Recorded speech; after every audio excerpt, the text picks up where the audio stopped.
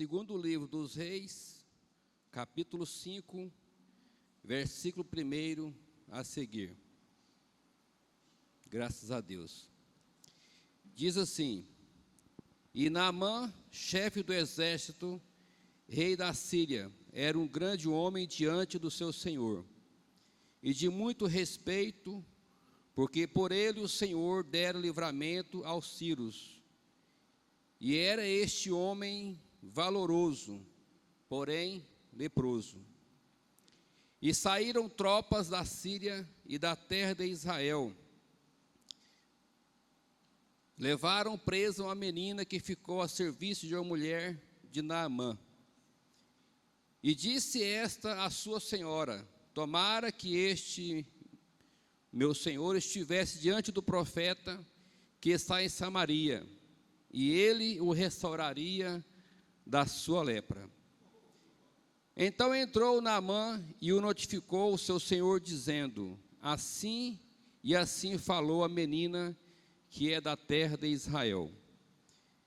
Então disse o rei da Síria: vai, anda, e enviarei uma carta ao rei de Israel. E foi e tomou na sua mão 10 talentos de prata, e 6.000 ciclos de ouro, e 10 mudas de vestes. Amém? Pode sentar, meus irmãos. Amém? Graças a Deus. Estamos aqui nessa oportunidade para louvar a Deus. Amém? Para prestar um culto racional ao nosso Deus. Mesmo essa passagem que nós acabamos de ler, vocês acompanharam, fala sobre uma história do rei de Israel, sobre o rei da Síria e de um homem chamado Naamã. Para nós explicarmos melhor acerca de Naamã, a Bíblia nos fala que certa época, no ano aproximadamente 722 a.C., a Bíblia diz que o rei da Síria, o rei Ben-Hadad, ele guerreia contra Israel, que era o reino de Samaria, o reino norte. E o rei Ben-Hadad, o rei da Síria, vence essa guerra. Então, este rei venceu a guerra, destruiu Samaria quase totalmente, e sobrou alguns restos, alguns vestígios, alguns homens usados por Deus, mas a terra em si ela foi destruída, a terra foi tomada por posse. E a Bíblia diz que neste interim estava Naamã, governando o exército de rei da Síria. E este homem chamado Naamã, a Bíblia diz que ele era um homem valoroso, um homem valente, um homem que conquistou vitórias, porém leproso. Então essa passagem que nós lemos fala de um homem chamado Naamã, que Deus dera vitória para ele. Agora nós perguntamos assim: mas como pode Deus, sendo o Criador dos céus e da terra, um Deus que nós servimos, deu vitória para a Síria, para Ben-Hadad, rei Ben-Hadad, e Deus é que deu vitória para o rei da Síria? Só que Deus tem propósito em tudo. Deus não faz nada em vão. Deus não perde batalha. Deus é Senhor dos senhores. Deus é Rei dos reis. Deus é o Mestre dos mestres. E por que não dizer que Ele é o presidente dos presidentes? E por que não dizer que Deus é o governador dos governadores? E por que não dizer que Ele é prefeito dos prefeitos? E por que não dizer que Ele é pastor dos pastores que apacentam a obra, o rebanho para Deus? Então Deus tem propósito. Tudo que acontece conosco, a Bíblia diz lá em Romanos 8 que todas as coisas contribuem juntamente para o bem daqueles que amam a Deus e que são chamados segundo o seu propósito. E nós questionamos, às vezes, Porque estamos vivendo momentos difíceis. Sabemos que quando estamos em dificuldades, nós buscamos mais a Deus. São raros, são poucos os que estão vivendo na bonança que conseguem buscar a Deus. A maioria busca mais a Deus quando está em dificuldade, quando está em tribulação. Parece que tudo que nós estamos fazendo a favor de Deus, parece que está dando errado. Mas Deus tem propósito, e Naamã venceu essa guerra. E a Bíblia diz que Naamã traz consigo uma menina cativa, uma menina que se tornou escrava de Naamã. Só que Naamã, ele era leproso.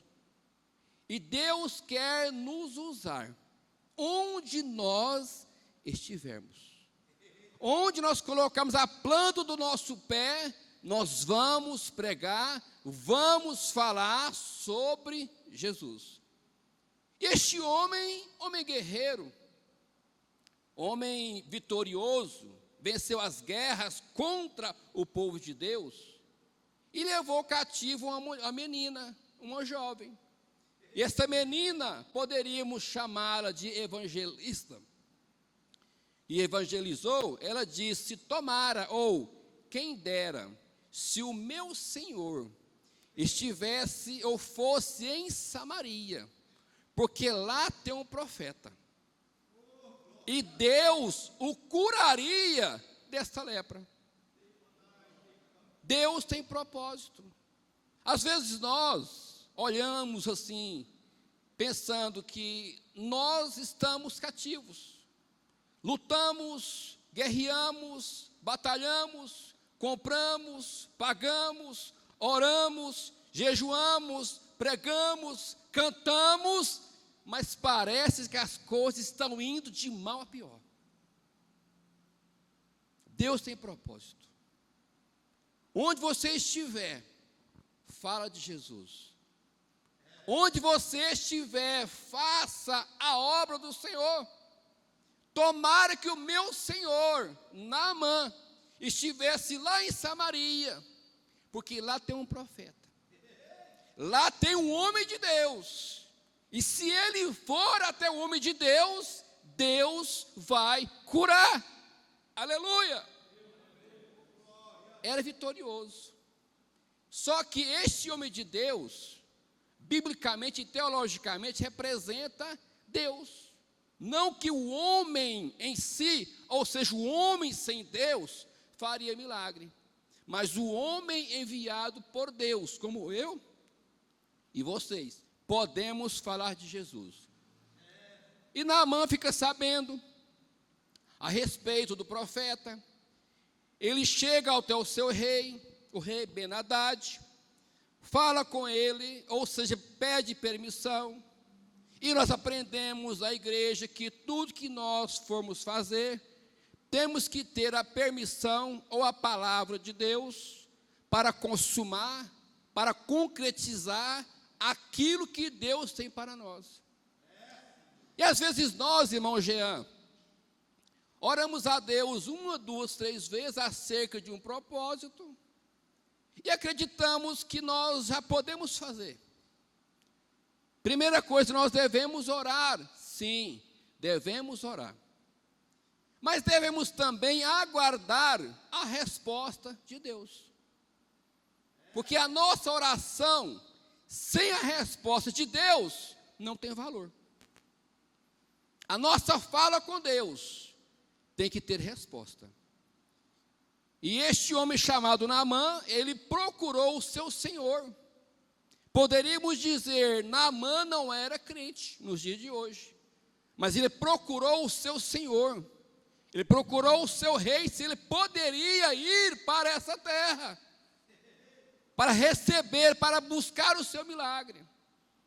E a Bíblia diz que rei Ben-Hadad dá carta para Naamã, dá também pertences para ele ir até Samaria, procurar o profeta, o homem de Deus, que representa Deus, para receber o seu milagre. não sabendo que, para ele receber o milagre, precisava de alguns requisitos. Amém? Naamã tinha essas qualidades, porém era leproso. Às vezes nós vencemos as guerras, abre aspas, deste mundo, fecha aspas, mas temos um problema. Temos um porém. Vencemos as guerras, mas temos um porém. Quem sabe temos uma lepra, um problema. E esta lepra, quem pode curar é somente Deus. Ele venceu as guerras, mas era leproso. E ele vai para Samaria buscar a Deus, buscar a resposta de Deus. E quando ele chega na casa do profeta, chamado Eliseu, Eliseu nem recebe ele à porta. E nós que somos, digamos assim, pessoas conhecidas na cidade, queremos chegar na casa de alguém e ser recebido, com aplauso, talvez na sua sala de estar, né, no seu sofá maravilhoso. Só que este Naamã, que tinha vencido a guerra, quando ele chega lá em Samaria, que vai na casa do profeta Eliseu, Eliseu não recebe ele.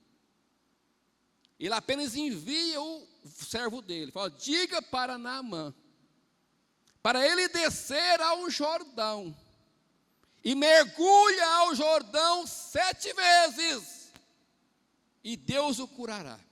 E ele levou para Naamã muito ouro, muitos presentes, para poder comprar o seu milagre. Só que com Deus não tem compra, com Deus não tem negócio, com Deus não tem barganha. Amém? Então diga a Naamã que vá para o Jordão. E Jordão significa aquele que desce. Jordão significa aquele que se humilha. Jordão significa aquele que depende, que renuncia. Então, primeiro, para você receber a sua bênção, eu receber a minha bênção, preciso descer ao Jordão. Para mim receber. Jordão significa aquele que desce, aquele que se humilha, aquele que renuncia. Então disse, desce ao Jordão e mergulha 7 vezes, e Deus o curará da sua lepra. Um homem famoso, quem sabe o homem mais rico, né, talvez, da sua cidade, chega na casa do profeta, chega na casa do pastor, e o pastor fala, aqui não, vai para o Jordão. Quer a sua bênção? Desça. Quer receber de Deus alguma coisa? Desça. Quer receber o milagre de Deus? Desça. Que Deus vai fazer milagre. A bênção do Senhor não está na mão de homem nenhum. Amém? Então, meus irmãos, ele desce ao Jordão para receber o milagre, e era preciso descer, mergulhar, por 7 vezes, e eu numerei aqui 7 mergulhos. Primeiro mergulho, o mergulho da dependência de Deus. Todos nós, crentes ou não crentes, que queremos receber milagre, temos que reconhecer que sem Deus nós não somos nada. Sem Deus nós não somos nada. Versículo 14, então desceu e mergulhou ao Jordão. O princípio para crescer com Deus é reconhecer que nós somos dependentes. Primeira coisa, é reconhecermos que nós somos dependentes de Deus. Lembra de Mateus capítulo 5? Que está escrito, bem-aventurados são os pobres, porque deles são o reino de Deus. Pobre nesse sentido aqui não é o pobre miserável que não tem dinheiro. Está dizendo o seguinte: bem-aventurados são aqueles que dependem de Deus, porque deles, dos que dependem, são o reino de Deus. Mergulho da dependência de Deus. O princípio é crescer em Deus, é reconhecer que nós dependemos dele. João Batista disse em João 3,30, dizendo o seguinte: convém que Jesus cresça e eu diminua. Ele já se humilhou, ele já se colocou dependente de Deus. João Batista reconheceu que ele é dependente. Aí o próprio Jesus falou ou declarou sobre João Batista: em verdade vos digo que entre os nascidos de mulher, ninguém apareceu ou é maior do que João Batista. Quando nós nos colocamos dependentes de Deus, o pastor falou agora há pouco, quem se humilha, Deus exalta. E aquele que se exalta, Deus abate. Jesus também disse a seus discípulos: quem recebe essa criança em meu nome, está me recebendo. Está dizendo o seguinte: se nós formos como criança diante de Deus, nós recebemos.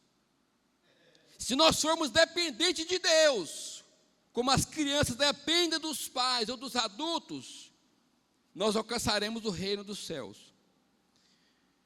Seja o menor, para então nós sermos o maior. Sejamos pequenos, dependentes, para Deus nos levantar. Segundo mergulho, o mergulho da fé. Falamos hoje de manhã na escola dominical sobre a fé. Está em Hebreus 11:6. Ora, sem fé é impossível, me ajude, agradar a Deus.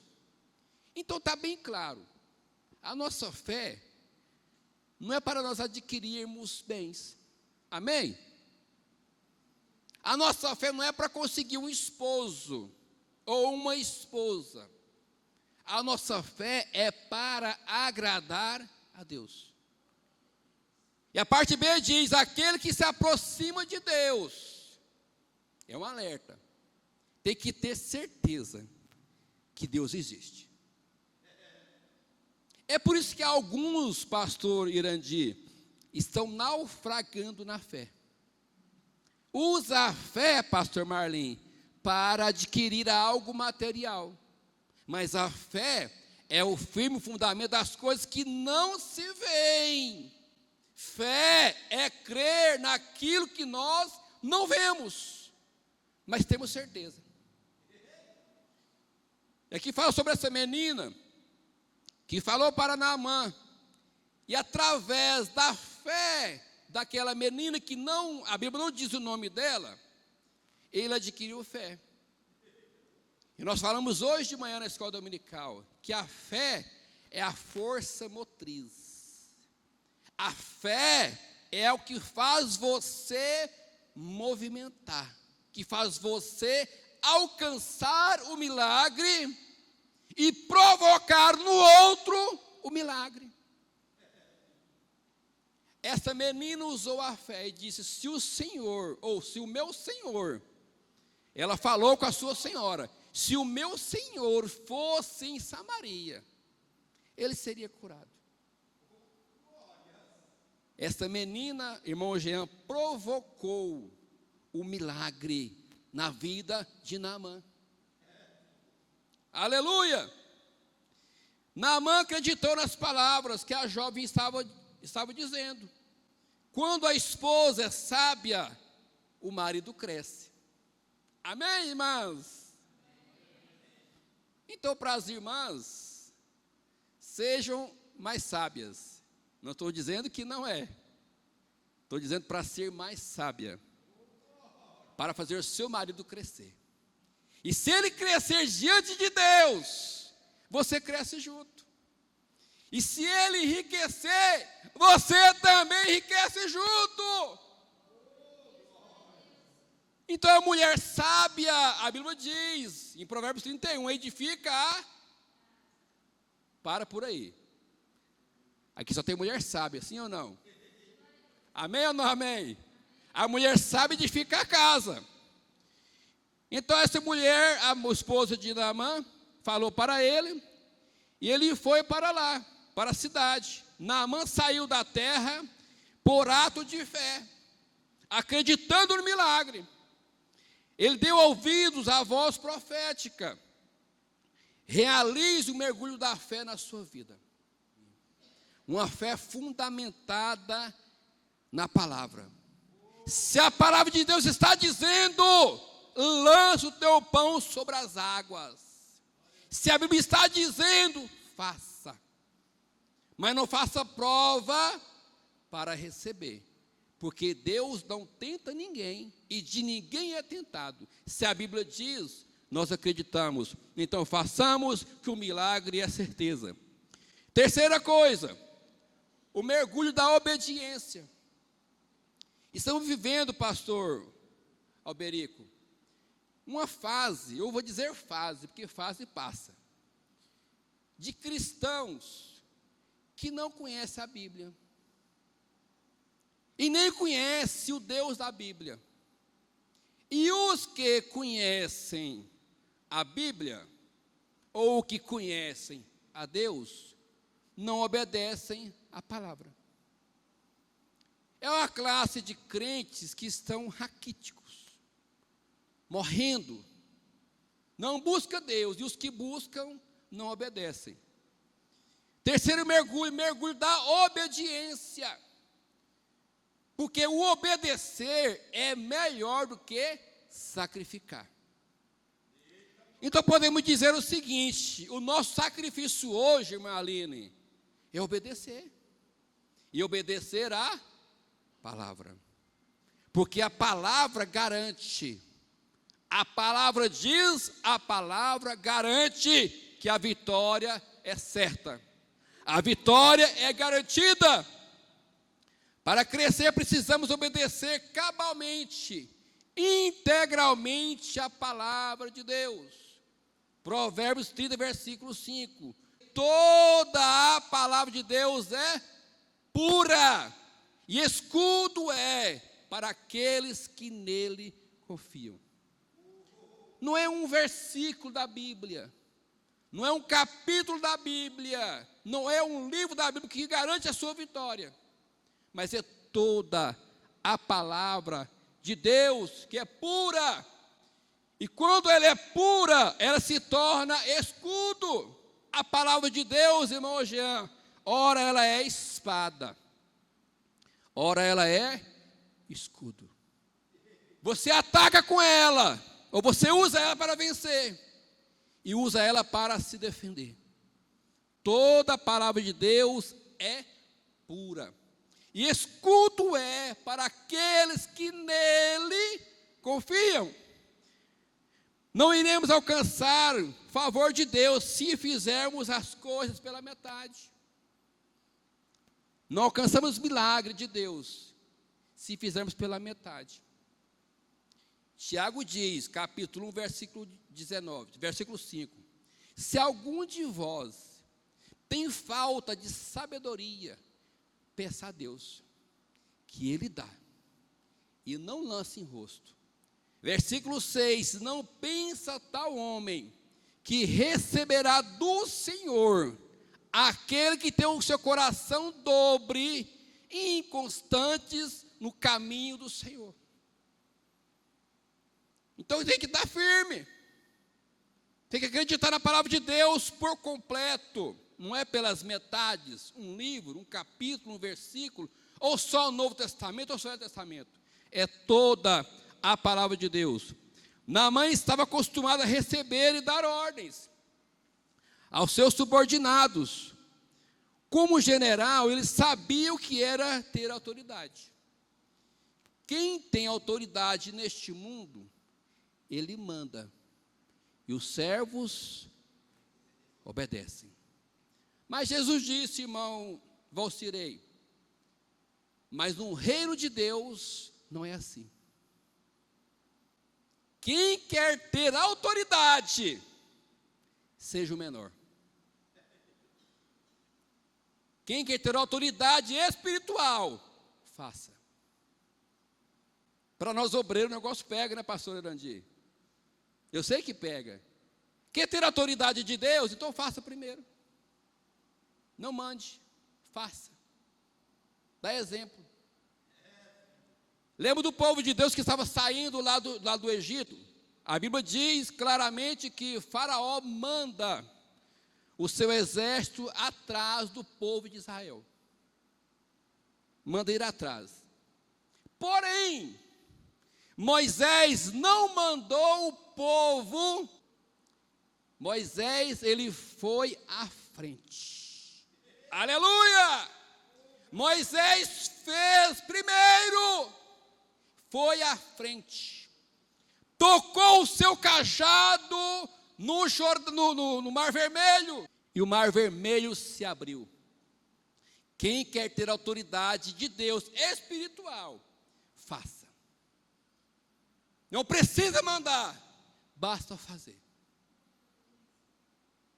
E aquele que faz por gratidão, recebe de Deus a autoridade espiritual. Então Naamã, ele sabia o que era ser general. Ele sabia o que era ter autoridade neste mundo, porque ele não era cristão. Então mandou ele ir para o Jordão, e ele obedeceu. Foi para o Jordão, porque ele sabia que se mandar ir, ele tem que ir. Aleluia!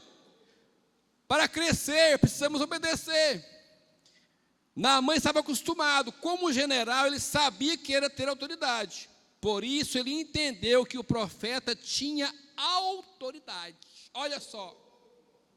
Por isso Naamã reconheceu que o profeta lá em Samaria, ele tinha autoridade espiritual.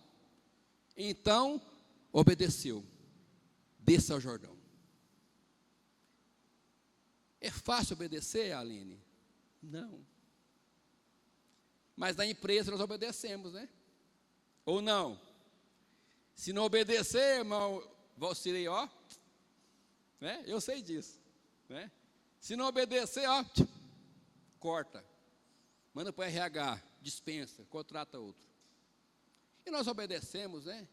Cumprimos o horário certinho, bate o ponto na hora certa, vai para o almoço na hora certa, volta ao almoço na hora certa, encerra o expediente na hora certa, obedecemos assim, ó, cabalmente. E com Deus nós não queremos obedecer. Com Deus nós queremos ser negligentes. Ah, porque Deus entende. Tem algumas igrejas aí, eu não vou falar o tipo de igreja, tá, para não ficar constrangedor, que eles pregam o seguinte, irmão Rony: se você pecar, Deus te perdoa. Aí eu uso a palavra bíblica, pastor, e prega diferente. Então você pode pecar hoje, amanhã você pede perdão, e Deus te perdoa. Permita falar, é só uma ficadinha. Amanheceu o dia, você pede perdão, e Deus te entende. Deus sabe que você é jovem, que os hormônios são a flor da pele. Então é só uma ficadinha, é só uma noite. Amanhã pede perdão e Deus te perdoa. É uma classe de pessoas que não pregam a verdade. Quando nós reconhecemos a autoridade de Deus, nós obedecemos a palavra de Deus cabalmente. 100%. Se não pode, não pode. Se eu posso fazer, eu faço. Porque Paulo diz, todas as coisas eu posso, naquele que me fortalece. Todas as coisas me são lícitas, mas nem todas me convêm. Eu posso até fazer, eu tenho o direito, mas eu não vou fazer. Porque se eu fizer, estou desobedecendo a Deus. Quarto mergulho, o mergulho da humildade. Versículo 11 e 12. Não são porventura, ele disse, olha, você desce ao Jordão. Ele disse, mas lá na minha cidade, lá na minha terra, na Síria, lá tem rios limpos, os rios Abana, os rios Farfar, lá são limpos. E o rio Jordão, naquela época, era um rio sujo. Há quem diz que o rio era lamacento. E Deus manda, ou seja, o profeta manda ele descer exatamente no rio lamacento, no rio sujo. A Bíblia diz que Naamã resiste, não querendo mergulhar. Então entra-se o mergulho da humildade. Aquele que desce, Deus levanta. Aquele que se humilha, Deus exalta. Aleluia! Deus te reconhece ou te conhece, não por aquilo que você tem ou que você faz, mas pelo que você é. Eu vou repetir. Deus não te reconhece pelo que você tem ou que você faz, mas sim pelo que você é. Fala de caráter, fala de idoneidade. Deus te conhece pelo que você é, lá no oculto, na sua casa, de frente do seu telefone, do seu celular, do seu iPhone. Ele te conhece pelo que você é, não pelo que você faz, pelo que você tem. Deus valoriza o ser e não o ter e o fazer. De fato, os rios Sírios, Abana e Farfar eram limpos, e o Jordão era sujo. Onde há orgulho, não há espaço para a humildade. A pessoa orgulhosa não recebe de Deus, porque o orgulho fala-se do ego, do egocentrismo. Eu posso, eu quero, eu faço, eu tenho. Este orgulho impede que as bênçãos de Deus desçam sobre nós. Então, onde há orgulho, não há espaço para a humildade. Para crescer é preciso ser humilde. Ser humilde é reconhecer as limitações nossas e confiar unicamente e exclusivamente em Deus. Quinto mergulho, o mergulho da perseverança. Às vezes estamos lutando por algo espiritual, sobre nossa vida, ou na vida de alguém, e nós começamos a orar. Neste mês, fazemos campanha, talvez 3 dias, ou 3 sexta-feira, né? As campanhas que nós fazemos de oração. Quando está quase encerrando a campanha, nós desanimamos. Nós falamos assim, eu acho que não vai dar certo, porque a irmã que pediu oração, ela caiu de novo. O irmão que pediu oração, estou no 5º dia da campanha, e ele desviou. Voltou a beber, voltou a usar droga, e nós, afrouxamos. Primeira carta aos Coríntios 15, 58. Portanto, amados irmãos, sede firmes e constantes, sempre abundantes na obra do Senhor, sabendo que o nosso trabalho não é vão no Senhor. Então você começou a orar no propósito, vá até o final, não desista, seja perseverante. Já deu 4 mergulhos, mergulhe pela 5ª vez, porque o milagre vai acontecer no 7º mergulho. 6º mergulho, o mergulho da conversão. Tem gente, irmãos, que vem à igreja em prol de por um objetivo, né? Faz a campanha, aí Deus abençoa, ou o profeta abençoa, e ela sai da igreja, não converte. O 6º mergulho, mergulho da conversão. Versículo 15: eis que tenho conhecido em toda a terra, não há Deus, senão em Israel.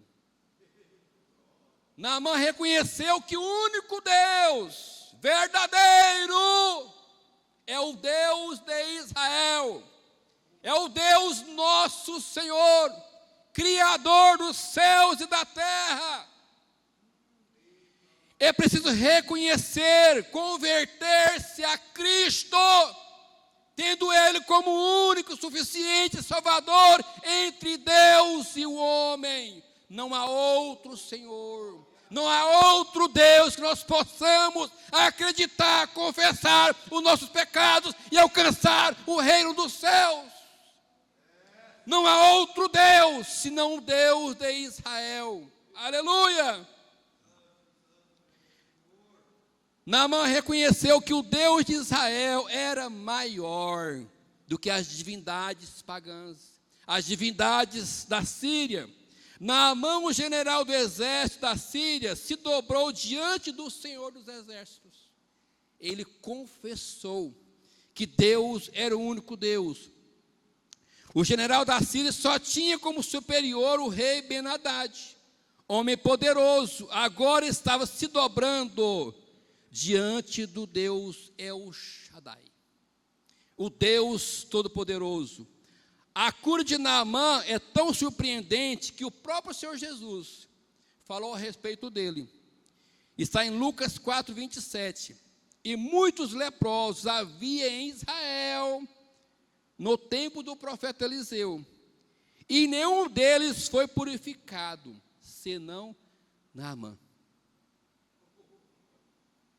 Morreram leprosos, menos Naamã, que obedeceu, que acreditou. 7, mergulho da gratidão. Irmã Sonilda, só esse tópico 7, o sétimo mergulho, que é o mergulho da gratidão, daria uma pregação extensa. O crente que é grato a Deus, a sua vida é diferente. Naamã ficou tão agradecido que queria presentear o profeta de Deus. O profeta Eliseu não aceitou, mas ele continuou insistindo. Parece que essa mensagem aqui está entrando em contradição com algumas pregações que nós ouvimos. Não é mesmo? O profeta foi usado por Deus para fazer o milagre, mas não pegou o dinheiro. E hoje é o contrário, pastor Berico. Traga ao altar de Deus. Traga o seu Isaac. Venda tudo que você tem. Pega tudo que você tem no seu bolso e traga ao altar agora. Porque eu vou liberar sobre você uma palavra de vitória. Insiste com as pessoas, vêm à frente. Oferece tudo o que tem, ou até o que não tem. Cheque pré-datado, passa cartão de crédito em 10 vezes para pagar o milagre. E mesmo depois do milagre, o profeta não recebe o dinheiro. Para crescermos, precisamos ser pessoas agradecidas a Deus, gratas a Deus. Uma pessoa ingrata não reconhece o preço pago por Jesus na cruz do Calvário. Uma pessoa ingrata não reconhece que Jesus, Ele é o Salvador. E a cruz está vazia. E está fadada ao fracasso. Quem não é grato a Deus, não cresce. Quem não é grato a Deus, não reconhece a morte de Jesus. Mergulhe no rio de Deus. Seja limpo e cresça em nome de Jesus. Naamã era um homem reconhecido em seu país, porém leproso.